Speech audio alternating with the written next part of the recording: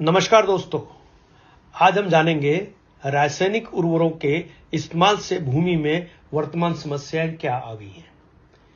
हमारा जो root zone है वो 6 इंच का होता है। 6 इंच का रूट जोन को हम बोलते हैं एक्टिव रूट जोन। अब ये एक्टिव रूट जोन के अंदर व्हाइट रूट्स का डेवलपमेंट होता है। इसके नीचे भी जाते हैं पर व्हाइट रूट्स का मैक्सिमम डेवलपमेंट 6 इंच के अंदर होता है। हम अपने जमीन में क्या क्या रासायनिक खादें यूज करते हैं, जैसे कि यूरिया, डीएपी और सुपर फॉस्फेट। ये हमने 1968 के बाद जब हमारी रासायनिक खेती शुरू हुई तो हमने डालना शुरू किया अपने खेतों के अंदर। अब अपने खेतों में अपन जब यूरिया डालते हैं तो हमको यह समझना जरूरी है कि यूरिया में क्या है। अब यूरिया के बोरे पे अगर आप देखेंगे तो उस पर लिखा है नाइट्रोजन 46%, पर नाइट्रोजन तो 46% है, बाकी बचा हुआ क्या है? बचा हुआ 54% जो है वो सॉल्ट और कचरा है। ऐसे ही डीएपी में कुछ परसेंटेज अच्छा मटेरियल है और कुछ जो है वो फिर से कचरा और सॉल्ट है। ऐसे ही सुपर फॉस्फेट में है। अब ये सारी चीजें हम जब जमीन में डालते हैं तो जमीन में क्या हुआ है? जमीन में ये चीजें डालने से, कचरा डालने से जमीन हार्ड हो गई है। आज आपकी जमीन 4.5 इंच जो है वो हार्ड है। तो अपनी एक्चुअल जो खेती हो रही है वो 1.5 इंच के अंदर हो रही है। अब 1.5 इंच की खेती मतलब कितनी कम हो गई है। अभी ये ऐसा हुआ क्यों? ऐसा होने का कारण एक है कि हमारी जमीन के अंदर केंचुआ होता है, जबकि 1968 के पहले हमारी जमीन में केंचुआ एक्टिव रहा करता था। और हम चौथी कक्षा से पढ़ते चले आ रहे हैं कि केंचुआ जो है वो किसानों का दोस्त है। वो अभी क्या हो गया है, जमीन हार्ड होने से वो ऑक्सीजन में काम करता है, ऑक्सीजन वहां पे कम हो गई है, इसलिए वो 3 मीटर खाली नीचे जाके सुप्त अवस्था में रह गया है।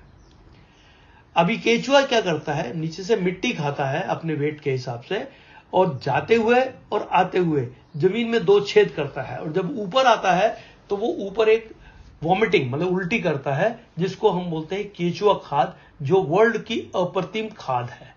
और जब ये 2 छेद करता है जमीन के अंदर 1 स्क्वायर फीट के अंदर, जब ये 2 छेद करता है तो जमीन को ये मुलायम कर देता है। जमीन मुलायम होने से क्या होगा कि जमीन के अंदर जो हार्ड पना आ गया है, जिसके कारण ऑक्सीजन कम और कार्बन डाइऑक्साइड बढ़ गई है, वो प्रक्रिया उल्टी हो जाती है। पर अभी क्या हुआ है, जब ऑक्सीजन कम हो गई और कार्बन डाइऑक्साइड बढ़ गई तो जमीन में विषाणु बढ़ गए।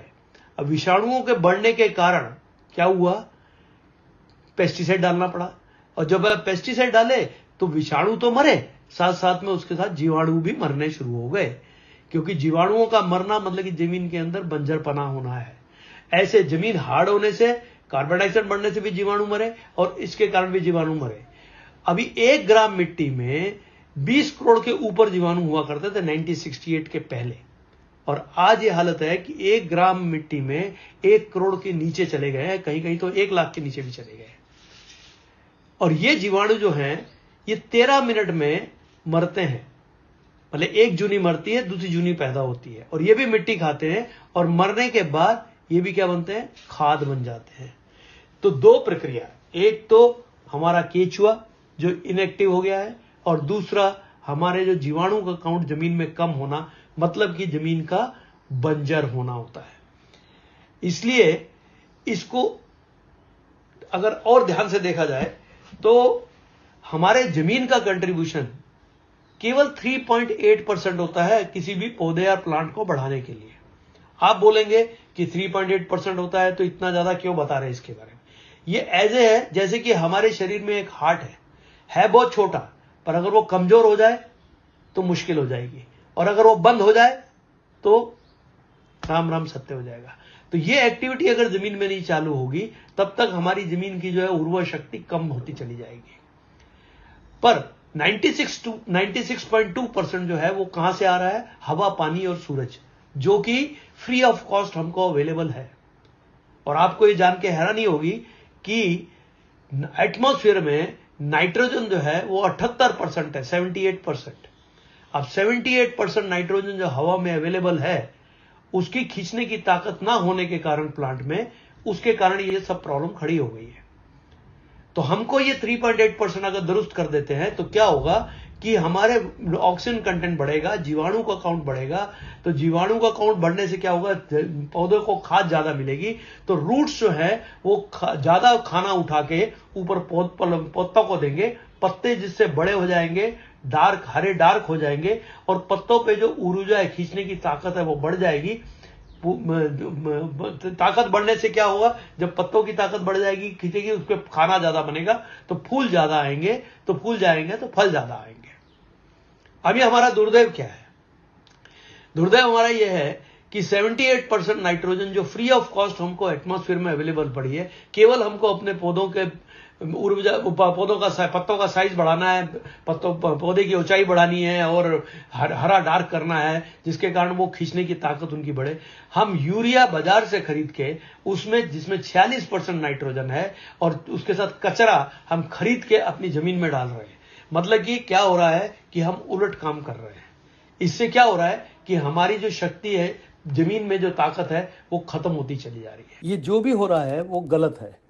इसलिए अगर हमारे जमीन अंदर वाइट रूट्स ज़्यादा होंगे और हमारे यहाँ जीवाणु का काउंट ज़्यादा होगा, तो खाद बनने की प्रक्रिया भी ज़्यादा होगी, और उससे क्या होगा कि वो खाद जो है वहाँ से जो ट्रांसपोर्ट होगी प्लांट के ऊपर, तो पत्तों का साइज़ भी बड़ा हो जाएगा, पत्ते डार्क ग्रीन हो जाएंगे, पेड़ के ऊंचाई बढ़ जाएगी। उससे क्या होगा कि वहाँ से जो 96.2% जो फोटोसिंथेसिस प्रोसेस जिसको बोलते हैं, प्रकाश संस्करण करना बढ़ जाएगा, जिसके कारण जो है वो ज़्यादा खाना जो है हमारे पत्तों पे बनेगा।